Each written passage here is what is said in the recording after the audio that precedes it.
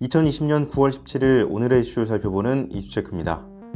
아베 신조 일본 총리가 건강 문제로 사의를 공식 표명하면서 8년 만에 총리직에서 물러난 이후 지난 14일 총리 선거를 통해 아베 내각에서 2인자 역할을 하던 스가 요시히데 관방장관이 총리 자리에 올랐습니다.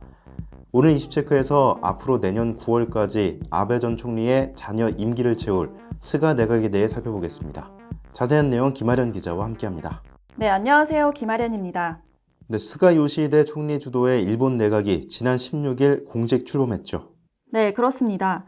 집권 자민당의 스가 총재는 이날 오후 국회 양원에서 총리로 지명된 뒤 새 강료 명단을 발표했는데요.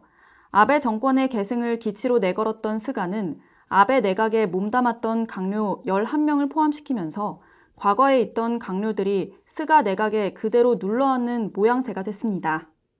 네, 아베를 따르던 강요들이 그대로 유지된다면 아베 정권 못지않은 우익 세력화될 것 같은데 어떻습니까? 네, 그렇습니다. 과거 극우단체인 일본회의를 지원하기 위해 구성된 일본회의 국회의원 간담회에 이름을 올린 정치인들이 스가 내각에 대거 참가했는데요. 다와라 요시후미의 저서 일본회의의 전모 등에 의하면 스가 총리 본인을 포함해 내각 구성원 21명 가운데 적어도 15명이 이 단체에 가입한 적이 있는 것으로 파악됐습니다.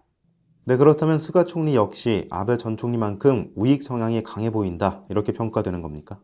네, 아베 전 총리는 우익 사관을 강하게 신봉했고 이를 정책에 반영하려는 의지를 공공연하게 드러내왔습니다. 그런데 스가 총리의 경우 아베만큼 우익 성향이 강한지는 명확하지 않다는 평가도 있어 실제 정책이 어떤 식으로 드러날지는 지켜봐야 할 것으로 보입니다. 네, 그렇군요. 총리 취임 후 첫 기자회견에서 한일 관계에 대한 언급 어땠습니까? 스가는 첫 기자회견에서 주변국 외교에 관한 의견도 밝혔지만 한일 관계는 언급하지 않았습니다. 다만 북한에 의한 일본인 납치 문제 해결을 새 내각의 가장 중요한 과제로 삼겠다고 밝혔는데요. 특히 미국을 비롯한 관계국과 긴밀하게 협력해 모든 납치 피해자가 하루라도 빨리 귀국할 수 있도록 노력하겠다고 말했습니다. 네, 사실 우리나라와는 과거사 문제로 인해 일본과 지속적으로 갈등을 빚어왔습니다. 스가 내각 또한 시끄럽다, 이런 평가가 많은데 어떻습니까? 그간 이력에 비춰보면 스가 내각의 정책과 별개로 강료 개개인의 행동으로 인해 역사 갈등을 유발할 가능성이 예상되고 있습니다. 이번 스가 내각에 야스쿠니 신사를 참배한 강료들이 다수 기용됐는데요. 아베 친동생으로 알려진 기시 방위상은 올해 패전일에 이틀 앞서 야스쿠니 신사를 참배했고 과거에도 반복해 참배한 이력이 있습니다. 네, 향후 한일 관계의 난항이 다소 예상되는데 청와대에서는 스가 총리 취임 축하 서한을 보냈다고요? 네, 그렇습니다. 문재인 대통령은 서한을 보내 취임을 축하하고 한일 관계 발전을 위한 양국의 노력을 강조했는데요. 과거사 문제와 수출 규제 등으로 한일 관계가 심하게 경색된 가운데 문 대통령은 이번 계기로 한일 관계에 대한 개선 의지를 내비친 것으로 풀이됩니다.